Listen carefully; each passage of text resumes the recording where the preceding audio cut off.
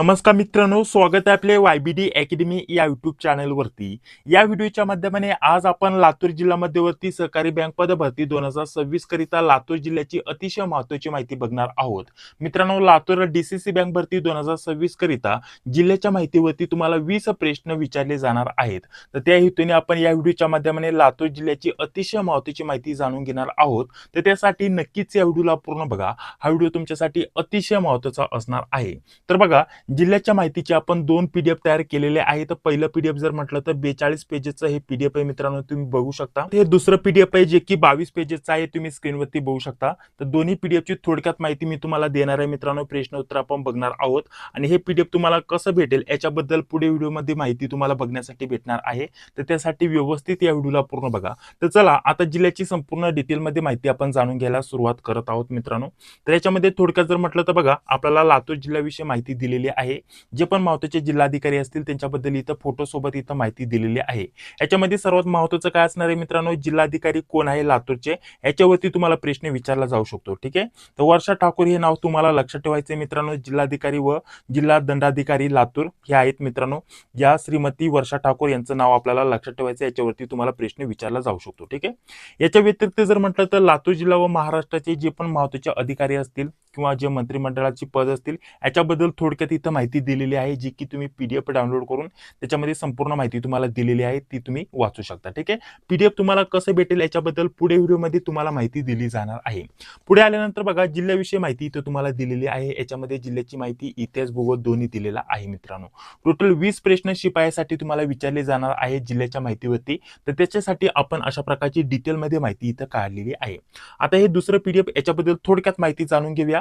या PDF मध्ये आपण डिटेलमध्ये माहिती दिलेली आहे, तर त्याच्याबद्दल पुढे आपण व्हिडिओमध्ये माहिती जाणून घेऊया. तर हे पहिलं PDF आहे, याच्यावरती आता चर्चा करूयात मित्रांनो. इथे जेवढे पण महत्त्वाचे अधिकारी असतील, मंत्रिमंडळ याच्याप्रमाणे जे पण व्यक्ती असतील महत्त्वाची, यांची इथं माहिती दिलेली आहे. ठीक आहे.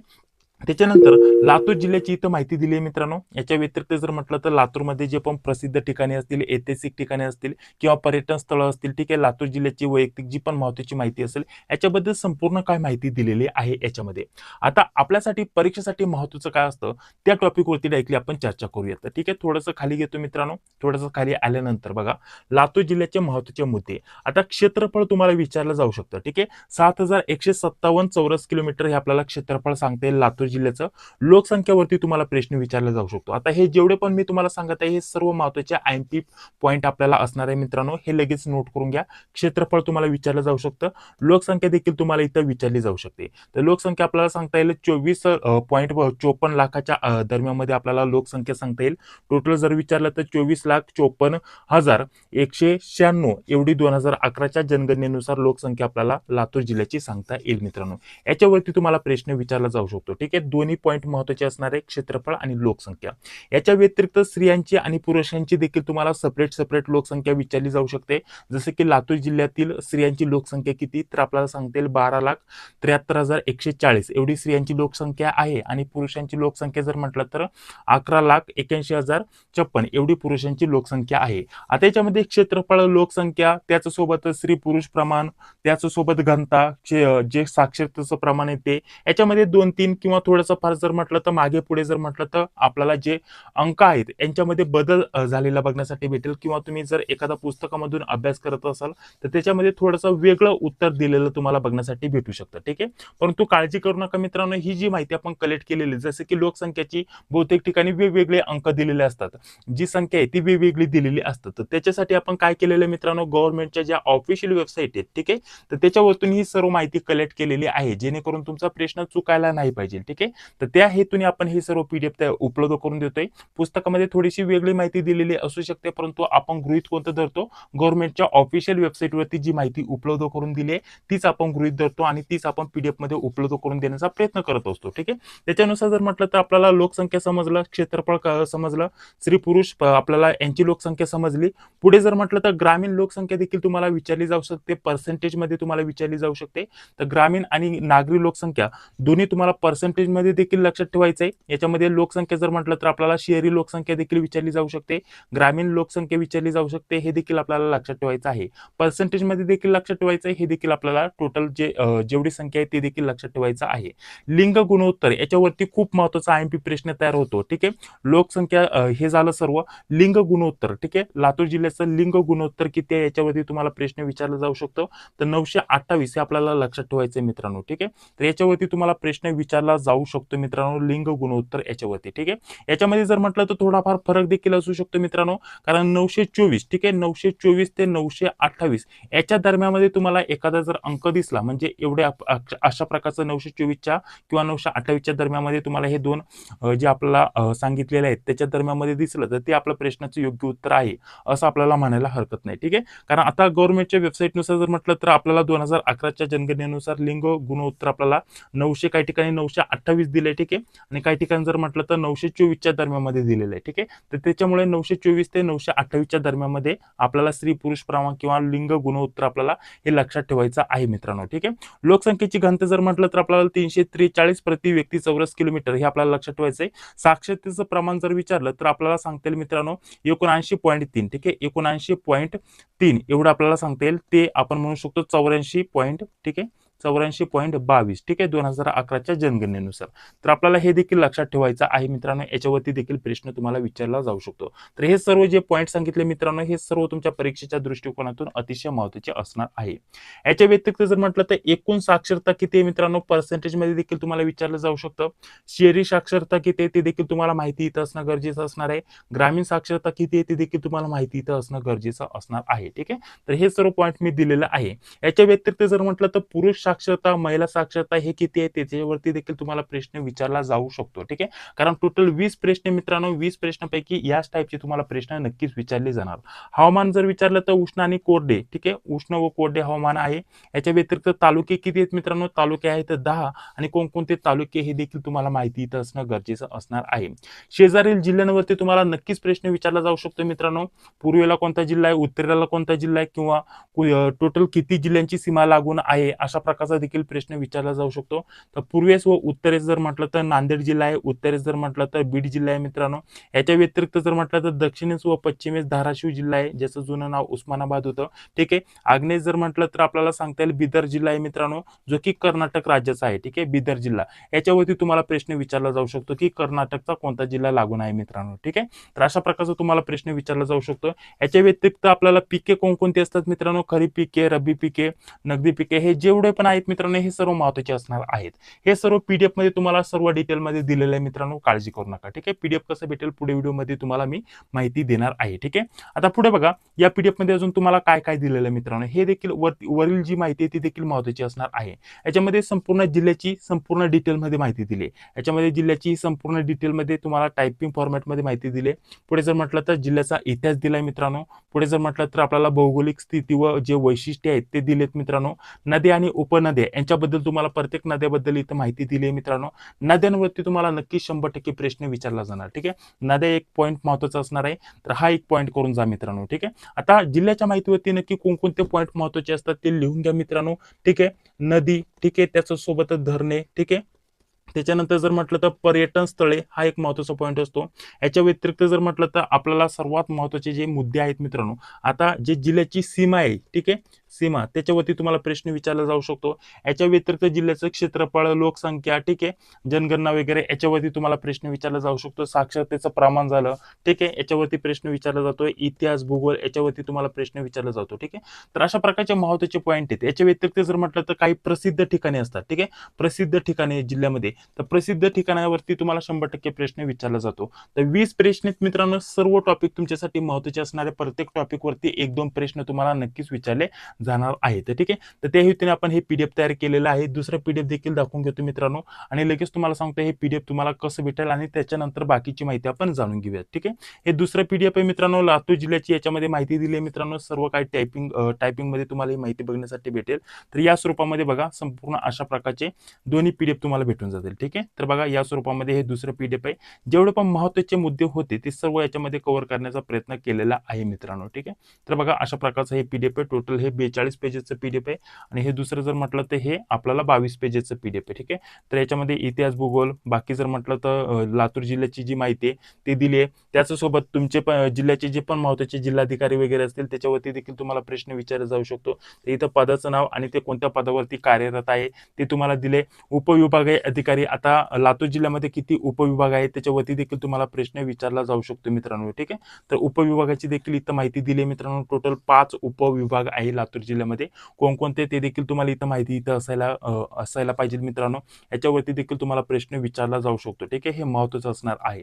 त्याच्या व्यतिरिक्त जर म्हटलं तर तहसीलदार जे पण महत्त्वाचे आता सध्याला तहसीलदार या पदावरती कार्यरत आहे, त्यांचं नाव आणि कोणत्या ठिकाणी कार्यरत आहे त्याच्याबद्दल इथं माहिती दिलेली आहे. ठीक आहे, म्हणजे महत्त्वाचे जे अधिकारी आहेत ते. याच्या व्यतिरिक्त पुरस्कार, लातूर जिल्ह्यामध्ये जे पण पुरस्कार सध्याला झालेले आहेत मित्रांनो 2025 मध्ये, तर ते सर्व पुरस्कार याच्याबद्दल देखील तुम्हाला इथं माहिती दिली आहे मित्रांनो. बघा, पुरस्कारांबद्दल टोटल जर म्हटलं तर महत्त्वाच्या 8 पुरस्कार देण्यात आलेत, जे की ऑफिशियल वेबसाईटला दिले होते, ते इथं मी त्यांचा उल्लेख केलेला आहे. याच्या व्यतिरिक्त जर म्हटलं तर 8 नव्हे तर 10 पुरस्कार दिलेले आहेत मित्रांनो. याच्या व्यतिरिक्त धार्मिक स्थळांबद्दल देखील इथं माहिती दिली आहे मित्रांनो, ज्याच्यावरती प्रश्न येण्याची 100% दाट शक्यता असणार आहे मित्रांनो. याच्यामध्ये 20 प्रश्न म्हणजे भरपूर तुम्हाला हे जे टॉपिक दिलेत त्या सर्व टॉपिकवरती तुम्हाला प्रश्न विचारले जातील असा माझा अंदाज आहे मित्रांनो. जेवढे पण महत्त्वाचे टॉपिक वाटले ते सर्व याच्यामध्ये मी ऍड करण्याचा प्रयत्न केलाय. संस्कृती व वारसा याच्यावरती देखील तुम्हाला प्रश्न दिले. ठीक आहे, माहिती दिली. याच्या व्यतिरिक्त जर म्हटलं तर धार्मिक स्थळे, किल्ले, लेणे आणि इतर माहिती, ठीक आहे, पर्यटन स्थळे वगैरे याच्याबद्दल देखील तुम्हाला सेपरेट माहिती दिली आहे टायपिंग फॉर्मॅटमध्ये अशा स्वरूपामध्ये. बघा, संपूर्ण काय सुटसुटीत स्पष्टीकरणासोबत तुम्हाला संपूर्ण काय माहिती दिली. जिल्ह्याच्या माहितीवरती 20 प्रश्न येणार आहेत मित्रांनो. तर त्या हेतूने थोडक्यात आपल्याला संपूर्ण काय माहिती देण्याचा प्रयत्न केलाय. खाली पुन्हा एकदा लातूर जिल्ह्याची थोडक्यात माहिती दिली, लातूर जिल्ह्याचं तुम्हाला थोडक्यात माहिती दिली. याच्यामध्ये जर म्हटलं तर भूवर्णन दिले, त्याच्यानंतर जर म्हटलं तर हवामान याच्याबद्दल माहिती दिली, इतिहासबद्दल तुम्हाला पुन्हा माहिती दिली, भूगोलाबद्दल तुम्हाला पुन्हा माहिती दिली, आर्थिक स्थिती याच्याबद्दल तुम्हाला पुन्हा माहिती दिली.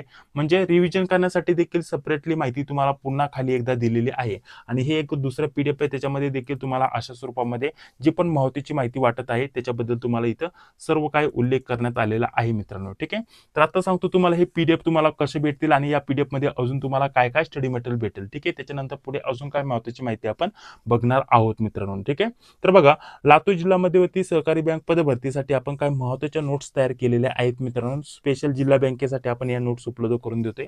याच्यामध्ये सर्वात महत्त्वाचं मागील 90 पेक्षा जास्त प्रश्नपत्रिका उपलब्ध करून दिलेल्या आहेत.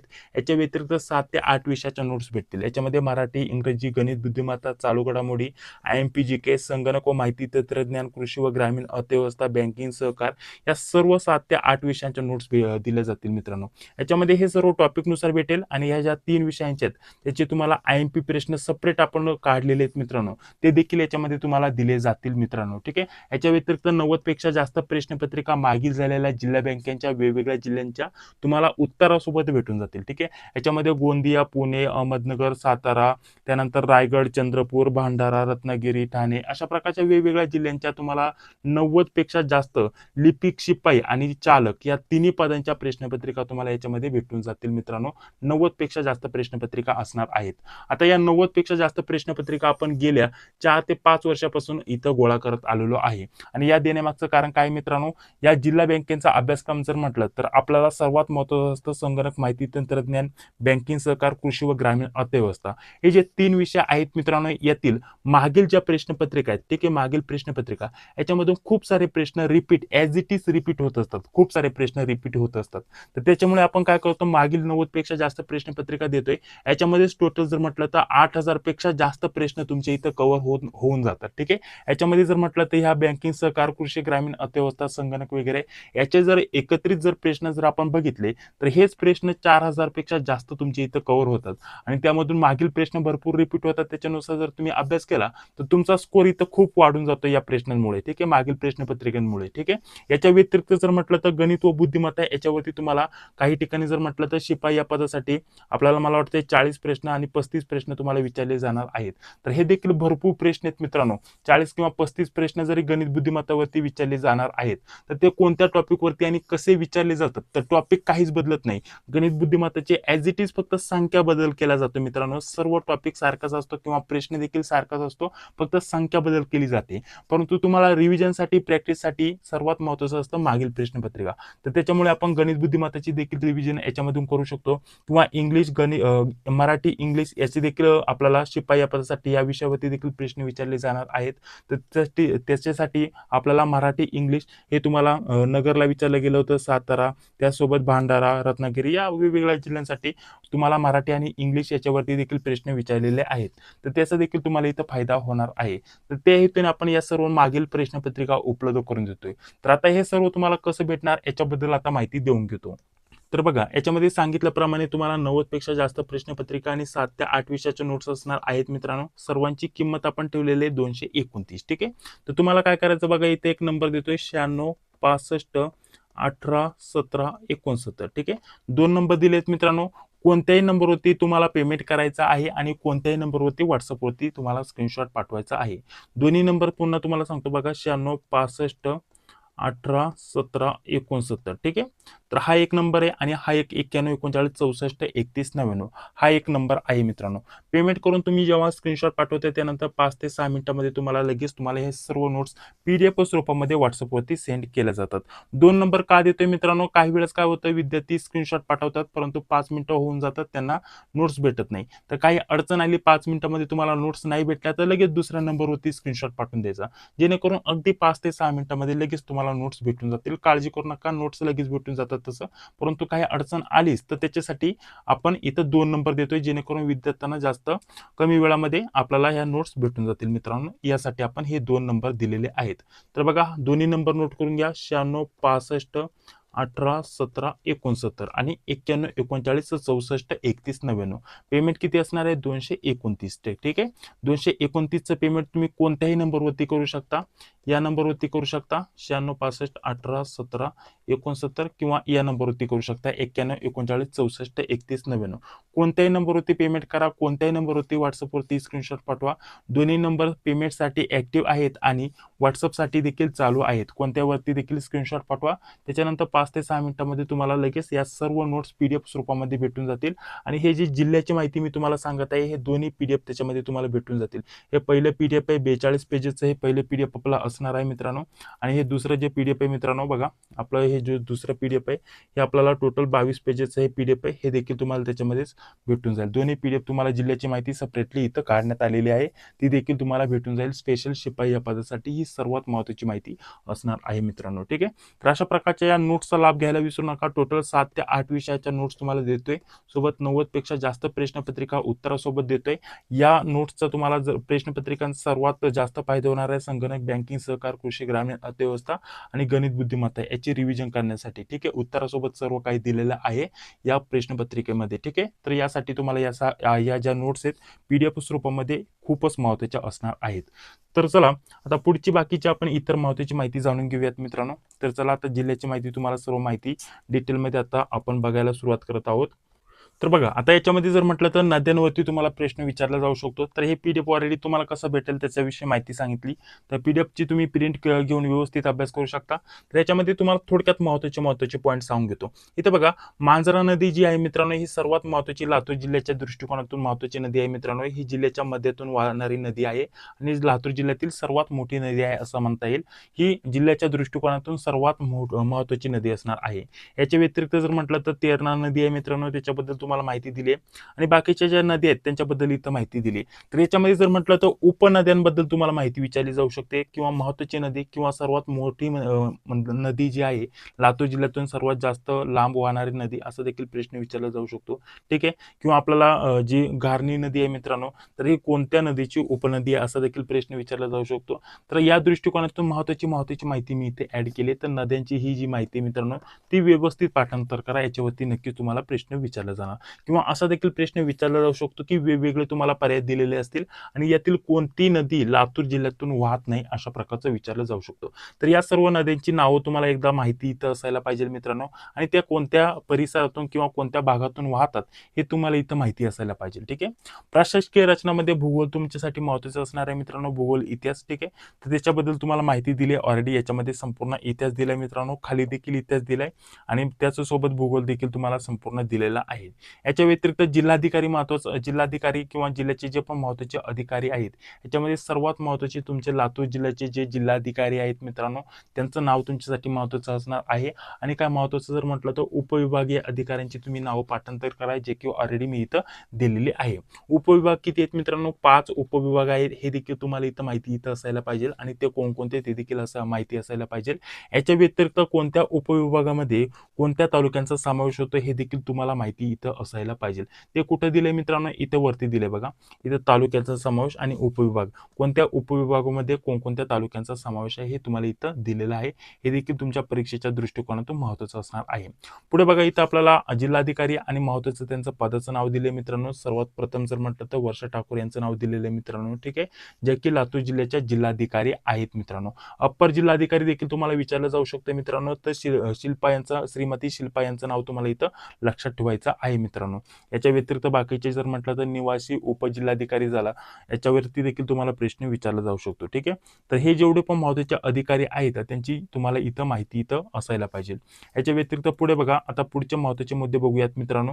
इथं पुरस्कारावरती तुम्हाला प्रश्न विचारला जाऊ शकतो की हा पुरस्कार कधी देण्यात आला किंवा कधी इथं प्रदान करण्यात आला, अशा प्रकारचा प्रश्न विचारला जाऊ शकतो. तर जेवढे पण महत्त्वाचे 10 पुरस्कार इथे देण्यात आले होते त्या संदर्भात लातूर जिल्हा इथं जोडलेला आहे. तर त्याच्याबद्दल इथं थोडीफार माहिती दिलेली आहे, ज्याच्यावरती प्रश्न तुम्हाला विचारला जाऊ शकतो. ठीक आहे, तर हे देखील तुम्ही करून जा मित्रांनो. पुढे जर म्हटलं तर सर्वात महत्त्वाचा IMP पॉईंट जर म्हटलं तर धार्मिक स्थळं किंवा पर्यटन स्थळं, याच्यावरती तुम्हाला प्रश्न विचारला जाऊ शकतो. तर धार्मिक स्थळ त्याचा फोटो सोबत आणि काय महत्त्वाची माहिती इथे दिलेली आहे मित्रांनो, ज्याच्यावरती तुम्हाला प्रश्न विचारला जाऊ शकतो. ठीक आहे, तर हे धार्मिक स्थळ आहेत मित्रांनो. तर ह्या सर्व धार्मिक स्थळांची तुम्हाला इथं माहिती इथं असायला पाहिजे. ठीक आहे, तर जसं की आपल्याला सुरत जो दर्गा आहे मित्रांनो लातूरचा, तर त्याच्याबद्दल तुम्हाला प्रश्न विचारला जाऊ शकतो, कोणत्या ठिकाणी किंवा जर म्हटलं तर कोणत्या साली, याच्याबद्दल तुम्हाला अशा स्वरूपामध्ये इथं माहिती विचारली जाऊ शकते. ठीक आहे, याच्या व्यतिरिक्त जर म्हटलं तर आपल्याला जे रत्नेश्वर मंदिर आहे मित्रांनो, ठीक आहे, सिद्धेश्वर किंवा आपल्याला रत्नेश्वर जे मंदिर आहे मित्रांनो, त्याच्यावरती देखील प्रश्न विचारला जाऊ शकतो. तर हे सर्व धार्मिक स्थळ आहेत मित्रांनो, हे तुमच्या परीक्षेच्या दृष्टिकोनातून खूप महत्त्वाचे असणार आहे. कोणत्या ठिकाणी किंवा त्याच्या संदर्भात जी पण महत्त्वाची माहिती ती मी इथे ऍड करण्याचा प्रयत्न केलाय, जी की आपल्या परीक्षेच्या दृष्टिकोनातून महत्त्वाची असणार आहे. ठीक आहे, विराट हनुमान मंदिर ते कुठे आहे याचा देखील प्रश्न विचारला जाऊ शकतो. त्याची उंची किती आहे, ठीक आहे, असा देखील तुम्हाला प्रश्न विचारला जाऊ शकतो मित्रांनो. ठीक आहे, अशा प्रकारची जी पण महत्त्वाची माहिती आहे त्याच्या संदर्भात त्याच्यावरती प्रश्न येऊ शकतो. तर ही माहिती तुम्ही पाठ करायला विसरू नका. ठीक आहे, पुढे जर म्हटलं तर संस्कृती आणि वारसा याच्यावरती थोडक्यात माहिती दिली. पुढे धार्मिक स्थळे, किल्ले, लेण्या व इतर याच्याबद्दल थोडीफार महत्त्वाची माहिती दिली. जेवढी पण महत्त्वाची माहिती इथं मला वाटली ती मी इथं ऍड करण्याचा प्रयत्न केलेला आहे. लेण्यांवरती देखील तुम्हाला थोडा एखादा प्रश्न येऊ शकतो मित्रांनो. तर लेण्यांवरती जर म्हटलं तर सर्वात महत्त्वाचं आपल्याला खरोजा लेण्या, ठीक आहे, खरोजा ज्या लेण्या आहेत मित्रांनो, याच्यावरती प्रश्न विचारला जाऊ शकतो. त्यानंतर पुढे जर म्हटलं तर पुढे बघा, पर्यटन स्थळं. आता पर्यटन स्थळावरती तुम्हाला प्रश्न विचारला जाऊ शकतो मित्रांनो. ठीक आहे, याचे जर म्हटलं तर साई वृंदावन याच्यावरती देखील प्रश्न विचारला जाऊ शकतो. वृंदावन पार्क याच्यामधील जो नृत्य प्रकार आहे किंवा आपल्याला वेगवेगळे तिथं जे आपल्याला खेळ होतात याच्याबद्दल तुम्हाला इथं माहिती दिली. तर वृंदावन पार्क, ठीक आहे, वृंदावन पार्कवरती तुम्हाला प्रश्न विचारला जाऊ शकतो. लातूर शहरापासून सुमारे 35 किलोमीटर अंतरावर, ठीक आहे, आपल्याला सांगता येईल कोणत्या मार्गावरती आहे याच्याबद्दल तुम्हाला थोडीफार माहिती विचारली जाऊ शकते. याच्यावरती हे सर्व जर म्हटलं तर आपल्याला पर्यटन स्थळ आहेत मित्रांनो महत्त्वाची, ज्याच्याबद्दल इथं मी तुम्हाला माहिती दिली. ठीक आहे, खोरसा लेण्या याच्याबद्दल इथं तुम्हाला प्रश्न विचारला जाऊ शकतो. पुन्हा एकदा सांगतो मित्रांनो, या लेणीवरती तुम्हाला प्रश्न विचारला जाऊ शकतो. हे एक महत्त्वाचा IMP असणार आहे तुमच्या परीक्षेच्या दृष्टिकोनातून. तर ज्या लेणी आहेत मित्रांनो, ठीक आहे, खोरोसा लेणी याच्यावरती देखील तुम्ही व्यवस्थित अभ्यास करा. याच्यावरती प्रश्न विचारले जाऊ शकतात. त्याच्यानंतर जर म्हटलं तर औसाचा किल्ला, ठीक आहे, औसाचा किल्ला जो आहे याच्यावरती देखील प्रश्न विचारला जाऊ शकतो मित्रांनो. तर हे सर्व पर्यटन स्थळ किंवा धार्मिक स्थळ याच्यावरती मी इथे ऍड केले मित्रांनो. त्याच्यानंतर उदगीर किल्ला याच्यावरती जी महत्त्वाची माहिती आहे ही देखील मी इथे ऍड केली, ज्याच्यावरती तुम्हाला प्रश्न विचारला जाऊ शकतो. त्यानंतर पुढे जिल्ह्याची काही महत्त्वाची वैशिष्ट्ये आहेत मित्रांनो. ठीक आहे, तर वैशिष्ट्य याच्यामध्ये जर म्हटलं तर आपल्याला लातूर जिल्ह्यात सर्वात मोठी जी नदी आहे मित्रांनो, मांजरा नदी, ऑलरेडी मी तुम्हाला सांगितलं.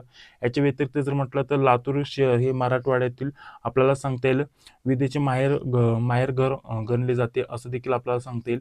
याच्या व्यतिरिक्त व्यतिरिक्त जर म्हटलं तर तालुके यांच्याबद्दल माहिती, जिल्ह्याची माहिती, ही सर्व काही महत्त्वाच्या पॉईंटमध्ये मी ती माहिती ॲड केली. ती देखील तुमच्या परीक्षेच्या दृष्टिकोनातून महत्त्वाची असणार आहे. लातूर जिल्ह्याची थोडक्यात माहिती दिली. ही सर्व काही परीक्षेच्या दृष्टिकोनातून महत्त्वाची असणार आहे. ठीक आहे. तर काही जास्त आता सांगण्याची गरज नाही मित्रांनो. सर्व PDF आपण इथं उपलब्ध करून दिलेले आहेत. थोडक्यात तुम्हाला डेमो देखील दाखवला आणि बाकी जर म्हटलं तर महत्त्वाचे पॉईंट देखील तुम्हाला इथं सांगून घेतलेले आहेत. आता व्हिडिओच्या शेवटी फक्त तुम्हाला पुन्हा एकदा पॉईंट रिवाइज करतो, जेणेकरून तुम्हाला कोणकोणत्या टॉपिकचा अभ्यास करायचा आहे ते तुम्हाला समजून येईल. महत्त्वाचे जे अधिकारी आहेत मित्रांनो, अधिकारी तुम्ही करा. त्याच्यानंतर जर म्हटलं तर पर्यटन स्थळ करा. ठीक आहे. धार्मिक स्थळ करा. ठीक आहे. धार्मिक स्थळ याच्यावरती देखील तुम्हाला प्रश्न विचारला जाऊ शकतो, किंवा प्रसिद्ध आपण म्हणू शकतो, प्रसिद्ध जे ठिकाण आहेत त्याच्यावरती तुम्हाला प्रश्न विचारला जाऊ शकतो.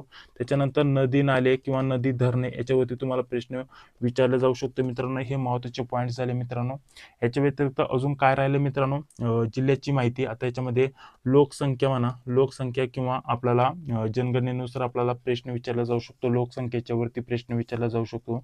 स्त्री पुरुष हे जे महत्त्वाचे, पहिल्यांदा मी व्हिडिओ स्टार्ट केला तेव्हा जी महत्त्वाची माहिती सांगितली ती व्यवस्थित करून जा. त्याच्यावरती देखील तुम्हाला प्रश्न विचारले जाऊ शकतात. ठीक आहे. आणि बाकीचे जे पण महत्त्वाचे पॉईंट आहेत ते मी तुम्हाला सर्व इथे ऍड करून दिलेले आहेत, ज्याच्यावरती प्रश्न येण्याची दाट शक्यता असणार आहे. ठीक आहे. तर हे सर्व अशा प्रकारचं मी तुम्हाला सांगून घेतलेलं आहे. याच्या व्यतिरिक्त तुमचे काही प्रश्न असतील तर कमेंट बॉक्समध्ये सांगायला विसरू नका. याच्या व्यतिरिक्त जर म्हटलं तर आपण डेमो क्वेश्चन पेपर तयार करणार आहोत आणि ती डेमो क्वेश्चन पेपर आपण आपल्या याच चॅनलवरती सोडून घेणार आहोत. तर त्यासाठी चॅनलवरती पहिल्यांदा आला असेल तर लगेच चॅनलला जॉईन व्हा. चॅनलला अजून सबस्क्राईब केलं नसेल तर सबस्क्राईब करा, जी बिल येते तिलाही क्लिक करा, जेणेकरून मी जेव्हा पण व्हिडिओ अपलोड करतो त्या व्हिडिओची नोटिफिकेशन तुम्हाला लगेच भेटून जाईल मित्रांनो. ठीक आहे. तर चला, व्हिडिओला नक्कीच लाईक करा. काही प्रश्न असतील तर कमेंट करा. भेटूयात पुढील व्हिडिओमध्ये. जय हिंद, जय महाराष्ट्र.